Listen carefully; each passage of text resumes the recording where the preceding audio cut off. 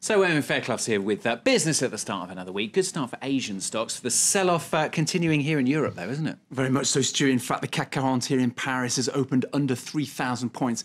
That is the lowest opening point for that market or for that index so far this year. Those are the numbers on the European markets up on the board for you. The CAC opening around 0.4% down. You can see there still investors very much rattled in Spain as well. The IBEX opening around 0.25% down. Just to put all that in context for you, Stuart, as well, those losses for the year.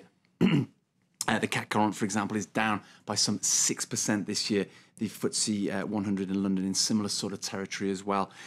You mentioned the Asian markets. They did have a better day of it, at least so far. The Nikkei in Japan, you can see there, closing up around 1/3% up.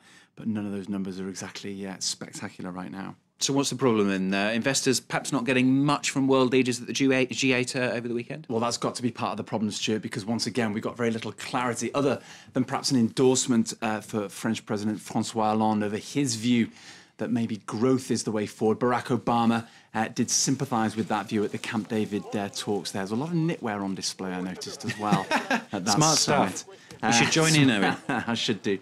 Other than vague pledges about some sort of worldwide growth pact, we didn't get much detail. And of course, it's detail that the markets want right now. Those European leaders, at least, will get another swing at this later on this week when they meet in Brussels to discuss this austerity versus growth debate. It's nothing like a cosy cardi, is there? Now, one stock, of course, to watch closely this week is Facebook. Its market debut was hardly stellar. It finished its first day trading on the Nasdaq just 0.5% up, and that's drawing comparisons to other supposedly hot tech firms that cooled very quickly once the hype had died down. Nicholas Rushworth has more. He has plenty to talk about on his Facebook page. Mark Zuckerberg celebrated his 28th birthday last week and changed his status to married as he wed girlfriend Priscilla Chan. And he became the 29th richest person on the planet thanks to his IPO. Right now, this all seems like a big deal.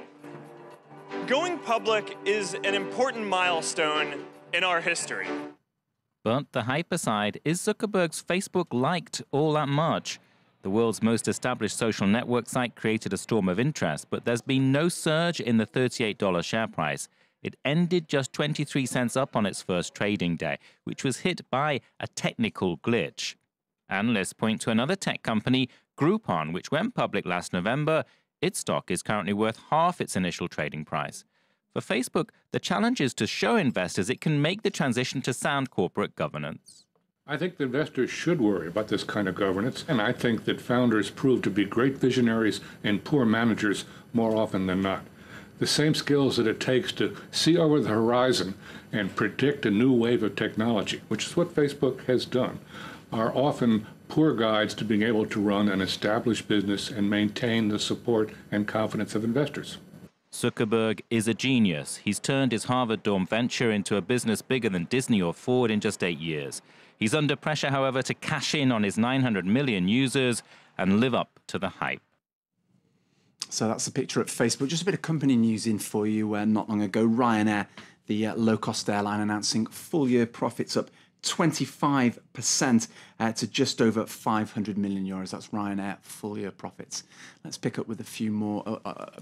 On a few more company headlines for you now. Yahoo is to sell half its 40% stake in Chinese online retailer Alibaba, selling those shares back to the firm. The struggling US search engine will hand back the shares for just over $7 billion. The two have spent a year in on-off negotiations over the deal. Alibaba has been trying to regain its independence in order to potentially make a takeover bid for Yahoo. Singapore Stock Exchange has approved Formula One's application to float there. That's according to Bloomberg. Anyway, it's understood the company that runs the sport is aiming to raise $3 billion, taking Formula One public in the city-state. Authorities in Singapore trying to woo Western brands, including Manchester United, to list on the SGX, so it can better compete with places like Hong Kong. And millions of German car and engineering workers are to benefit from the biggest pay rise for 20 years. Unions over the weekend agreed a rise of 4% for 3.6 million employees.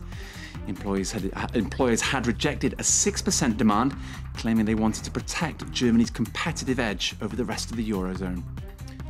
Now, Apple's iPad is selling by the tens of millions, turning the tablet into one of the decade's iconic products, but its price puts it beyond the reach of billions of people in emerging countries, and that's given African developers a niche to go head-to-head with their better-known rivals. The craze for handheld touchscreen devices is inspiring African firms to fight American computer tablet domination. South Africa now has its Touch 7, Ghana its K-Pad, and Congo the Seaway. The computer tablets include email, browser and book reader and sell for below the Apple price. The goal is to become a player in the entry-level market. Tier 1 brands or international brands that are currently in South Africa, which are Apple, Samsung, Huawei, all the very familiar names that you would know in technology, are very much catered and geared and advertised to very high-level income groups. And what we've realized is that there's a vast digital divide in the mass market, and that is our main focus. In Ghana, the businessman Kofi Kludgerson is also staking a claim to a part of the African market. He recently launched an Android Windows tablet, the K-Pad.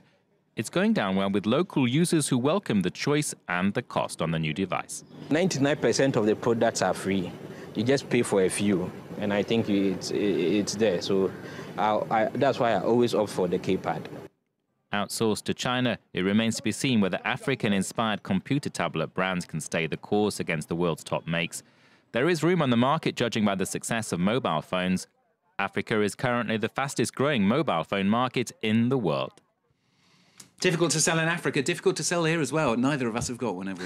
Perhaps one day I'll get around to it. Owen, thank you very much. That's Owen, of course, with the business news every day here on France 24. Don't forget, as ever, you can always have a look at our website. Here's the address for you, www.france24.com. As you can see, full coverage of the Cannes Film Festival. We're doing an awful lot of programming in from there at the moment. In fact, there'll be a special programme in about 20-25 minutes' time coming from Cannes, and all the latest news headlines as well. So have a look at the website and stay tuned to France 24 for all of that. Claire has the latest after the break. Stay with us if you can.